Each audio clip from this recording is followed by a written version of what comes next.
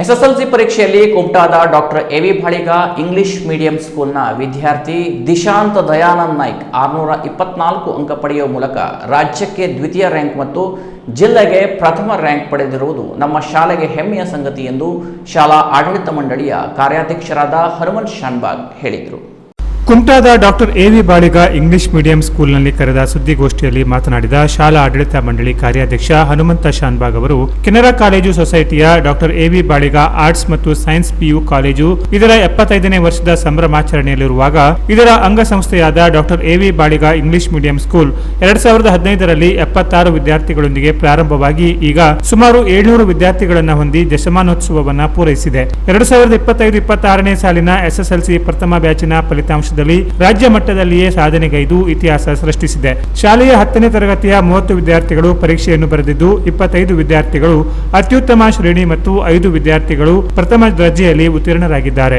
ದಿಶಾಂತ್ ದಯಾನಂದ್ ನಾಯ್ಕ್ ಈತನು 625ಕ್ಕೆ 624 ಅಂಕ ಗಳಿಸಿ ರಾಜ್ಯಕ್ಕೆ 2ನೇ ಸ್ಥಾನ ಗಳಿಸಿ ಜಿಲ್ಲಾ ಮತ್ತು ತಾಲೂಕು ಮಟ್ಟದಲ್ಲಿ ಪ್ರಥಮ ಸ್ಥಾನ ಗಳಿಸಿ ಶಾಲೆಯ ಕೀರ್ತಿಯನ್ನ ರಾಜ್ಯ ಮಟ್ಟದಲ್ಲಿ ಗುರುತಿಸುವಂತೆ ಸಾಧನೆಗೈದಿದ್ದಾನೆ. ಇನ್ನೋರ್ವ ವಿದ್ಯಾರ್ಥಿ ಕುಮಾರ ಸಂಚಿತ್ ಸೂರಜ್ ರಾಯ್ಕರ್ ಈತನು 625ಕ್ಕೆ 617 ಅಂಕ ಗಳಿಸಿ ರಾಜ್ಯಕ್ಕೆ 9ನೇ ಸ್ಥಾನ ಪಡೆದು ಜಿಲ್ಲಾ ಮಟ್ಟದಲ್ಲಿ 6ನೇ ಸ್ಥಾನ ಗಳಿಸಿ ಶಾಲೆಯ ಕೀರ್ತಿಯನ್ನು ಹೆಚ್ಚಿಸಿದ್ದಾರೆ. ಹರ್ಷಿತ್ ಅಶೋಕ್ ಭಟ್ ರಾಜ್ಯ ಮಟ್ಟದ ಚೆಸ್ ಮತ್ತು ಚಿತ್ರಕಲೆಯಲ್ಲಿ, ಕುಮಾರ್ ಸಂಚಿತ್ ರಾಯ್ಕರ್ ರಾಜ್ಯ ಮಟ್ಟದ ಪ್ರತಿಭಾ ಕಾರಂಜಿಯಲ್ಲಿಯೂ, ಕುಮಾರಿ ಅಪೂರ್ವ ಪ್ರಮೋದ್ ನಾಯ್ಕ್ ವಿಶೇಷ ಮಕ್ಕಳ ಕ್ರೀಡಾಕೂಟದಲ್ಲಿಯೂ ಹಾಗೂ ಅನೇಕ ವಿದ್ಯಾರ್ಥಿಗಳು ಅತ್ಯುತ್ತಮ ಸಾಧನೆಗೈದಿದ್ದಾರೆ. ಕೇವಲ ಶೈಕ್ಷಣಿಕವಾಗಿ ಅಲ್ಲದೆ ಕ್ರೀಡೆ ಸಾಂಸ್ಕೃತಿಕ ರಂಗದಲ್ಲೂ ಕೂಡ ತನ್ನ ಛಾಪನ್ನು ಎತ್ತಿ ಹಿಡಿದಿರುವುದು ಶಾಲೆಯ ಹಿರಿಮೆಯನ್ನು ತೋರಿಸುತ್ತದೆ. ಗುಣಾತ್ಮಕ ಮತ್ತು ಪರಿಣಾತ್ಮಕವಾಗಿಯೂ ಉತ್ತಮ ಫಲಿತಾಂಶ ಪಡೆದು ಜಿಲ್ಲಾ ಮತ್ತು ತಾಲೂಕು ಮಟ್ಟದಲ್ಲಿಯೂ ನಮ್ಮ ಶಾಲೆ ಆ ದರ್ಜೆಯಲ್ಲಿದೆ ಎಂದು ತಿಳಿಸಲು ಹೆಮ್ಮೆ ಎನಿಸುತ್ತಿದೆ. ಇದಕ್ಕೆಲ್ಲ ನಮ್ಮ ಶಿಕ್ಷಕ ವೃಂದದ ಶ್ರಮ ಜೊತೆಗೆ ಆಡಳಿತ ಮಂಡಳಿಯ ಮಾರ್ಗದರ್ಶನ ಮತ್ತು ಪಾಲಕರ ಪ್ರೋತ್ಸಾಹವೂ ಇದೆ ಎಂದರು.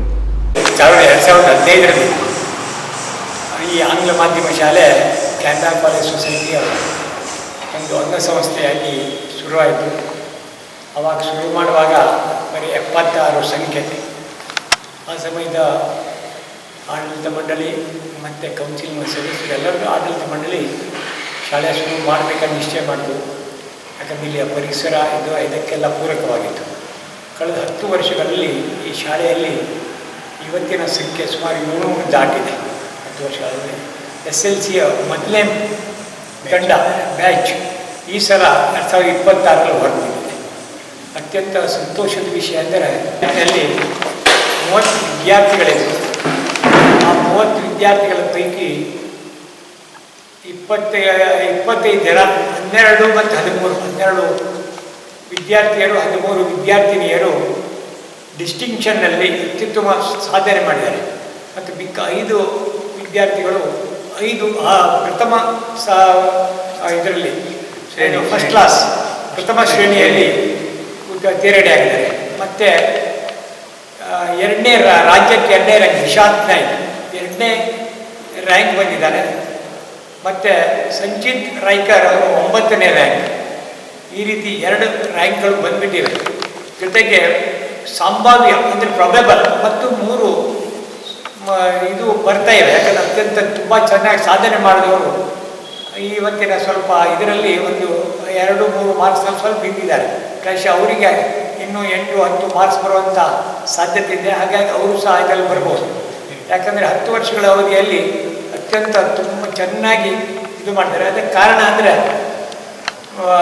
ಯಾರು ಇವರಿದ್ದಾರೆ ಪಾಲಕರು ಪೋಷಕರು ಅವರಿಗೆ ಬೆಂಬಲವಾಗಿ ನಿಂತರೂ ಶಾಲೆಯಲ್ಲಿರುವಂತಹ ಸೀನಿಯರ್ ಟೀಚರ್ಸ್ ಅವರು ಕಳೆದ 9th 10th ಇದರಲ್ಲಿ ತುಂಬ ಚೆನ್ನಾಗಿ ಅವರಿಗೆ ಹಿಂದೆ ನರ್ಸಿಂಗ್ ಚೆನ್ನಾಗಿ ಮಾಡಿದ್ದಾರೆ. ಅವರಿಗೆ ತರಬೇತಿಗೊಳಿಸಿದ್ದಾರೆ. ವಿಶೇಷ ಒತ್ತಡ ಇಲ್ಲದೆ ಇಲ್ಲಿಯ 5-6 ಜನ ಶಿಕ್ಷಕಿಯರು 5-6 ಜನರಿಗೆ ದತ್ತು ತಗೊಂಡು ಆ ವ್ಯವಸ್ಥಿತವಾಗಿ ಇದು ಮಾಡಿಕೊಂಡು ಅವರಿಗೆ ಪರೀಕ್ಷೆಯನ್ನು ಯಾವ ರೀತಿ ಫೇಸ್ ಮಾಡೋದು, ಯಾವುದೇ ಒತ್ತಡ ಇಲ್ಲ. ರಾತ್ರಿ 8 ಗಂಟೆ ಕೂತ್ಕೊಳ್ಳೋದು, ವಿಶೇಷವಾಗಿ ಬೆಳಿಗ್ಗೆ ಬರಲಿಕ್ಕಿರೋದು ಅಂಥದ್ದೇನಿಲ್ಲ.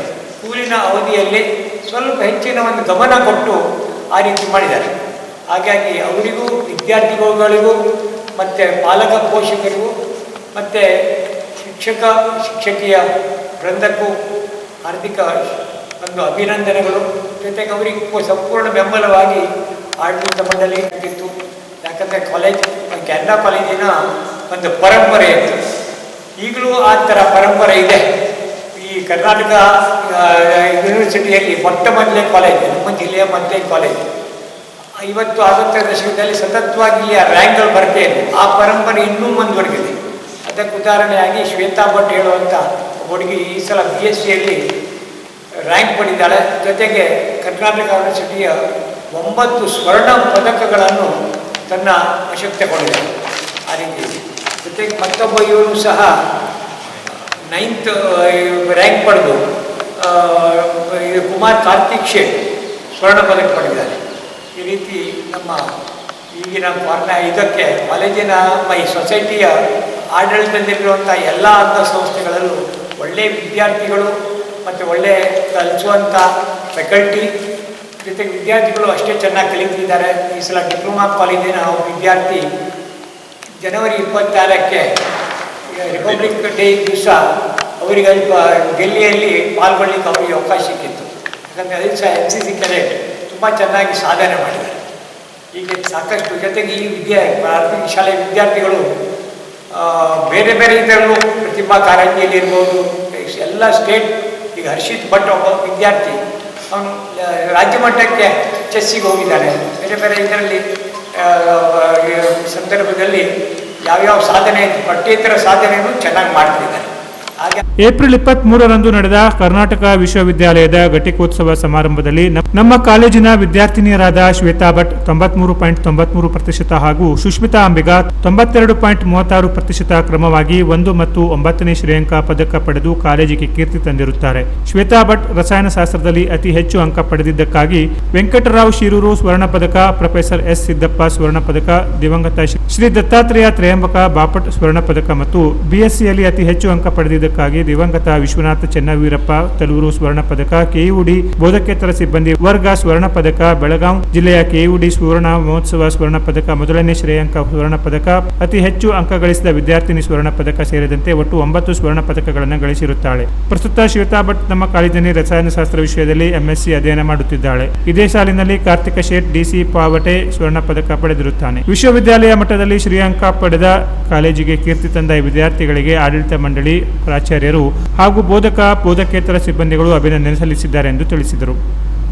ಸುದ್ದಿಗೋಷ್ಠಿಯಲ್ಲಿ ಶಾಲಾಡಳಿತ ಮಂಡಳಿಯ ಸದಸ್ಯರಾದ ಮುರಳೀಧರ್ ಪ್ರಭು, ಪವನ್ ಪ್ರಭು, ಕೌನ್ಸಿಲ್ ಸದಸ್ಯರಾದ ಸಂದೀಪ್ ನಾಯಕ್, ಮುಖ್ಯಾಧ್ಯಾಪಕಿ ಜಯಲಕ್ಷ್ಮಿ, ಶಿಕ್ಷಕರಾದ ಸೌಮ್ಯ ಲೋಕೇಶ್ವರ್, ಸುಶೀಲಾ ನಾಯಕ್, ಶ್ವೇತಾ ಕುಮಟಾಕರ್, ರೇಷ್ಮಾ ಗಾವಡಿ, ಪುಷ್ಪಾ ನಾಯಕ್ ಇದ್ದರು. Canara plus news, Kumta.